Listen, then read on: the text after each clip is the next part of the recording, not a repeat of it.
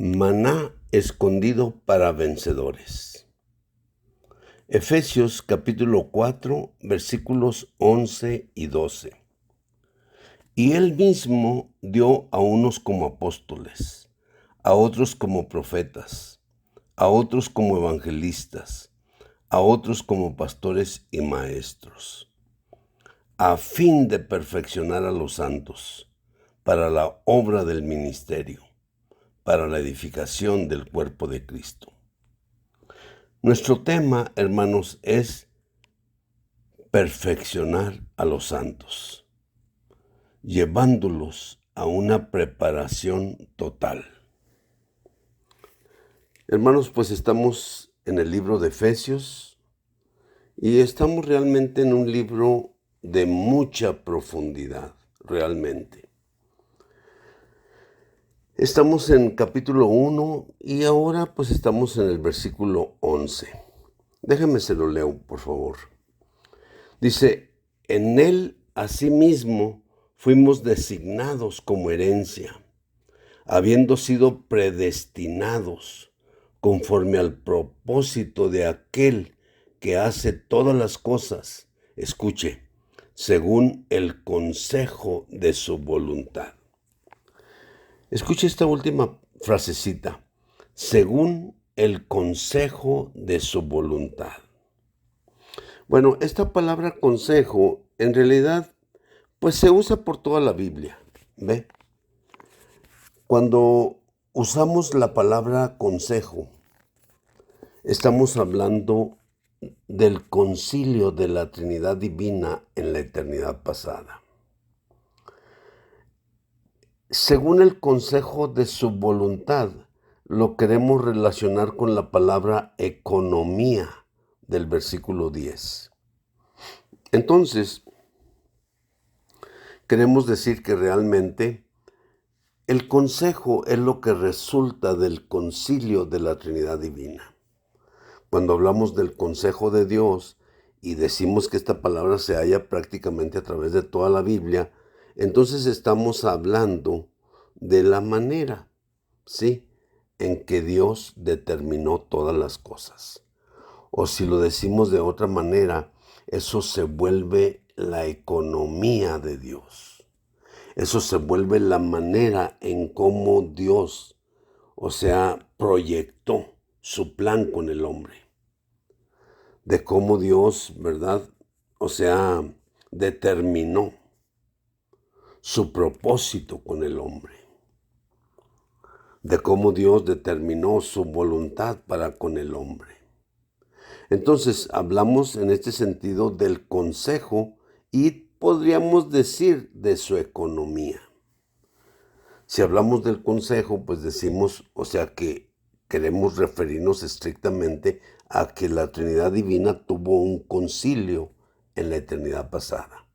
De ese concilio resulta, ¿verdad?, un consejo, es decir, una determinación, una voluntad, la cual surge del concilio de la Trinidad Divina. Entonces, y podríamos decir, ¿verdad?, que esa es la economía de Dios. Esa es la ley de su casa. Esa es la manera en cómo Dios ha planeado todas las cosas. ¿Dónde empieza esta planeación? Bueno, pues empieza realmente, ¿verdad?, en la manera de su concilio. Cuando él tuvo este concilio, pues lógicamente, pusieron las cartas sobre la mesa y desde luego de ahí salió un plan, de ahí salió una economía, de ahí decidieron cómo llevar a cabo lo que se han propuesto. Entonces, si nos referimos a su voluntad misteriosa, si nos referimos al beneplácito de su corazón, si nos referimos a su propósito eterno, si nos referimos a todos estos puntos, hermanos, realmente estamos hablando de la economía de Dios. O si decimos de otra manera, ¿verdad?, del consejo de su voluntad. Es decir, esta palabra consejo en realidad tiene una raíz una raíz griega, boule, y significa, implica realmente el asunto de voluntad. Entonces, en ese sentido queremos decir que Dios, en el concilio de la Trinidad Divina, o sea, Él determinó, o sea, una economía, una voluntad. Y esa voluntad siempre está en relación con el hombre. Si decimos el beneplácito de su corazón, pues está en relación con el hombre. Si decimos de su propósito eterno, siempre está en relación con su propósito eterno. Así que la economía de Dios, siempre todo eso tiene que ver, ¿verdad? Con, con la manera en cómo Dios diseñó, con la manera en cómo Dios hizo su blueprint, la manera en que Dios proyectó, o sea, lo que habían acordado en ese concilio de la Trinidad Divina. Entonces, cuando hablamos de la economía eterna de Dios, estamos hablando de esta manera.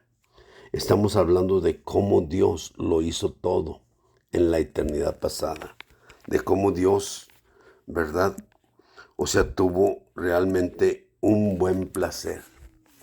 Y de este buen placer, o sea, surgió realmente su voluntad misteriosa. Y de esta voluntad misteriosa, pues realmente surge su propósito eterno. Y entonces también decimos que es el consejo de su voluntad. Y este consejo de su voluntad, ¿verdad? Básicamente se refiere a la economía de Dios, al proyecto de Dios, al proyecto de vida de Dios, la manera en cómo lo planeó, ¿sí? Entonces, cuando hablamos del consejo de su voluntad, o sea, es decir, lo que ellos determinaron ahí, eso es su voluntad, ¿sí? Y entonces, o sea, en base a esa voluntad, o sea, hicieron su economía, hicieron su plan, hicieron su arreglo administrativo, hicieron todas estas cosas que muchas de las veces hemos hablado. Por ejemplo, Hechos 2:23, por ejemplo, dice, a este, entregado por el determinado consejo y anticipado conocimiento de Dios, prendisteis y matasteis por manos de inicuos. Entonces, a este entregado por el determinado consejo y anticipado conocimiento de Dios. Entonces es claro, ¿verdad? Fíjese, hay un verso que realmente también me gustaría realmente mostrarle. Fíjese, en Hechos 20, bueno, es capítulo 4, verso 28. Dice, para hacer cuanto tu mano y tu consejo habían predestinado que sucediera. Así que realmente esto es lo que resulta del concilio de la Trinidad Divina, es decir, un consejo. Entonces dice, para hacer cuanto tu mano y tu consejo habían predestinado que sucediera. Entonces por eso nos referimos a este consejo en este sentido, ¿verdad? Nos estamos refiriendo la manera en que lo proyectó Dios es su economía. Ese es su proyecto de vida, esa es la manera en cómo Él lo determinó y entonces eso es de lo que estamos hablando esta mañana. Dios sí tiene un plan, Dios sí tiene una economía y todo eso siempre está basado en relación con el hombre. Así que entonces por eso decimos y hablamos de la economía de Dios y queremos decir definitivamente que es la manera en cómo Dios lo planeó. Si a esa manera de planeación, ¿verdad? Queremos decirle que Dios predestinó, pues bueno, también podríamos hacerlo, ¿verdad? Pero entonces eso quiere decir que en la eternidad pasada, cuando los tres de la Trinidad se reunieron y tuvieron un consejo o tuvieron un concilio, ¿verdad? Allí expusieron sus puntos, cada uno de ellos. Y entonces en esa situación, pues determinaron, lo que iba a suceder. Probablemente lo primero que ellos determinaron era la creación angelical. Y después de eso, pues ellos determinaron la creación de los cielos y la tierra. Y es importante, fíjese, es importante porque a lo mejor usted me puede decir, bueno, hermano Adolfo, pero ¿por qué dice que la Trinidad divina? Si la Biblia dice que Dios es uno. Bueno, es que mire, si usted realmente junta, vamos a decir así, la eternidad pasada, antes de Génesis 1:1, podríamos decir que está el consejo de su voluntad. ¿Sí?